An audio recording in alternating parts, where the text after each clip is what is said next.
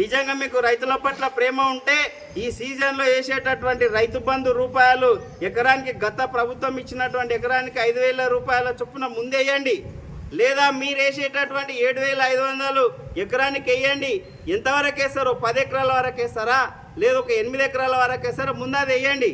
వేసిన తర్వాత ఈ సీజన్ నుండి మళ్ళీ సీజన్కు మీకు 6 నెలల టైం ఉంటుంది. 6 నెలల లోపల ఎంతమంది రైతుల సూచనలను తీసుకోండి, ఎంతమంది రైతుల అభిప్రాయం అన్న తీసుకోండి.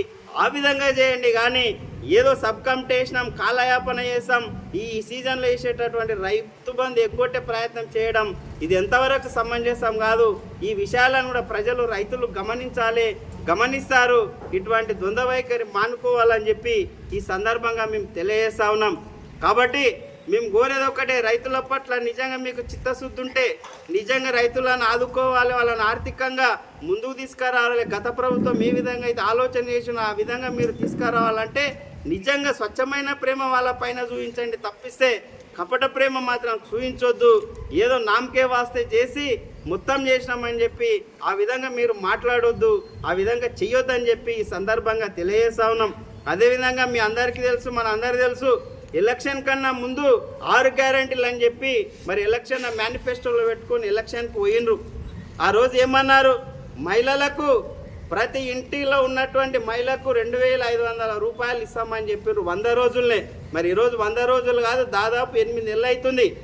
తెలంగాణ రాష్ట్రంలో కానీ లేదు మన కొడంగల్ నియోజకవర్గంలో మరి మద్దూరు మండలంలో ఏ ఒక్క మహిళ కన్నా 200-500 రూపాయలు వచ్చిందా అని చెప్పి సందర్భంగా మేము ప్రశ్నిస్తూ ఉన్నాం, అడుగుతూ ఉన్నాం. మరి ఆ రోజు చెప్పింది ఏంది, ఈరోజు మీరు చేస్తున్నదేంది? 100 రోజుల్ని అమలు చేస్తామన్నారు. మరి ఏమైంది, ఇంతవరకు ఎందుకు చేయలేదు? మరి మహిళది ఎదురు చూస్తూ ఉన్నారు, మాకు ఈ విధంగా న్యాయం చేస్తారని ఆ రోజు మీకు ఓట్లేసి గెలిపించిండ్రు. మరి ఎందుకు మర్చిపోయినారు అని చెప్పి ఈ సందర్భంగా తెలియజేస్తా ఉన్నాం. చేసినటువంటి మాఫీకి దాదాపు 30-40% ఈరోజు రుణమాఫీ అవుతా ఉంది లక్ష లోపల ఉన్నటువంటి వాళ్లకు. ఇంకా మిగతా 50-60% రుణమాఫీ కావడంలే. మరి వాళ్ళందరినీ ఎందుకు కోతలు విధించిండ్రు? వాళ్ళంతా రైతులు కాదా? ఈ తెలంగాణ రాష్ట్రంలో ఉన్నటువంటి వెనుకబడినటువంటి ప్రాంతంలో ఉన్నటువంటి తెలంగాణ రైతులు కారా? తెలంగాణ బిడ్డలు కారా? మరి వాళ్ళ పైన ఎందుకు వివక్ష చూపిస్తుంది కాంగ్రెస్ ప్రభుత్వం, సీఎం రేవంత్ రెడ్డి గారు అని చెప్పి ఈ సందర్భంగా మేము అడుగుతా ఉన్నాం. కాబట్టి ఇకనైనా అలాంటి వివక్ష చూపకుండా మరి ఎవరైతే అర్హులైనటువంటి రైతులు ఉన్నారో ప్రతి ఒక్కరికి కూడా 100% లక్ష లోపల ఉన్నటువంటి రైతులకు రుణమాఫీ చేయవలసిందిగా ఈ సందర్భంగా మేము తెలియజేస్తూ ఉన్నాం. అదేవిధంగా చూసుకుంటే మరి రైతు బంధు విషయానికి వస్తే, మరి రైతు బంధు విషయం లోపల మరి కేబినెట్ సబ్ కమిటీ వేసినామని చెప్పి ఈరోజు చెప్తా ఉన్నారు. సబ్ కమిటీ ఎందుకోసం వేసిండ్రయా అంటే ఈ రైతు బంధు డబ్బులు వేయడానికి కాలయాపన చేయడానికి, జాప్యం చేయడానికే. అవసరమైతే ఈ సీజన్లో వేసేటటువంటి రైతు బంధు డబ్బులు ఎగ్గొట్టే ప్రయత్నంలో ఒక భాగమే తప్పిస్తే ఎక్కడ కూడా రైతులకు మేలు చేసేటటువంటి ఆలోచన ఈ ప్రభుత్వానికి లేదని చెప్పి ఈ సందర్భంగా తెలియజేస్తా ఉన్నాం.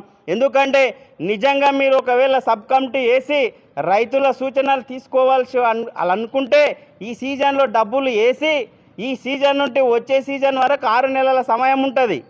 ఆ 6 నెలల సమయం మీరు రైతుల సూచనలు తీసుకోవచ్చు కదా.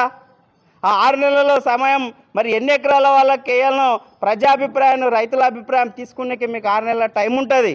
అట్లా చేయడంలే. ఈ రైతు బంధు వేసే సమయం లోపలనే మన కేబినెట్ కమిటీ, ఉప కమిటీ, మన మంత్రులతో ఒక సబ్ కమిటీ వేసి రైతు భరోసా మీద మేము ఒక కమిటీ వేస్తున్నాం, రైతుల సూచనలను తీసుకుంటున్నాం అని చెప్పి ఒక నాటకీయమైన వ్యవహారం కొనసాగిస్తున్నారు. తప్పిస్తే ఎక్కడ కూడా రైతుల మీద ఈ ప్రభుత్వంలో ఉన్న పెద్దలకు ఎక్కడ కూడా ప్రేమ లేదని చెప్పి ఈ సందర్భంగా తెలియజేస్తా ఉన్నాం. గారు కళ్యాణ లక్ష్మి 1,00,000 రూపాయలే ఇస్తా ఉన్నారు, మేము అదనంగా తులం బంగారం ఇస్తామన్నారు. పర్వాలేదు ఇస్తారని చెప్పి మరి ప్రజలు నమ్మి మీకు ఓట్లేసిర్రు. మరి తులం బంగారం ఎక్కడ పోయింది, ఏడ ఉంది? మరి ఇంతవరకు 100 రోజులు దాటి 8 నెలలు అవుతుంది, ఎక్కడ పోయిందని చెప్పి సందర్భంగా తెలియజేస్తా ఉన్నాం. అదేవిధంగా వృద్ధులకు 2,000 నుంచి 4,000 చేస్తామన్నారు, వికలాంగులకు 4,000 నుంచి 6,000 చేస్తామన్నారు. ఎక్కడ పోయింది? మీరు చెప్పిన మాట ఏంది, ఈరోజు చేస్తున్న వ్యవహారం ఏంది అని చెప్పి ఈ సందర్భంగా మేము తెలియజేస్తా ఉన్నాం. అదేవిధంగా ఆ రోజు దళితులకు మరి కేసీఆర్ గారు దళిత బంధు కింద 10 లక్షల రూపాయలు ఇస్తే లేదు, మేము అంతకంటే రెట్టింపుగా 12 లక్షలు అంబేద్కర్ అభయాస్తం అని చెప్పి దాని ద్వారా 12 లక్షల రూపాయలు ఇస్తామన్నారు.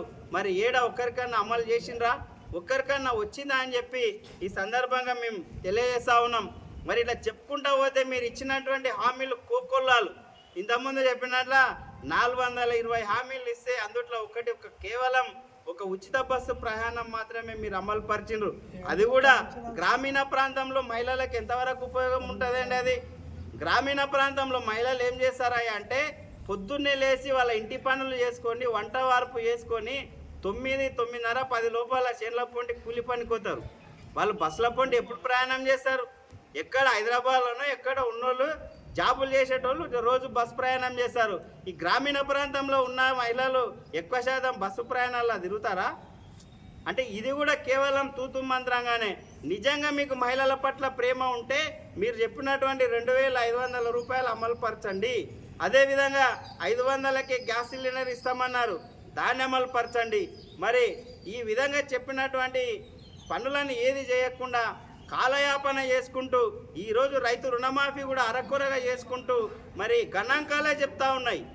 మరి 2014లో 16,000 కోట్లు ఎట్లయింది లక్ష లోపల రుణమాఫీకి? 2019లో 19,000 కోట్ల 2018లో మరి లక్ష లోపల రుణమాఫీకి 19,000 కోట్ల అంచనా ఎట్లయింది?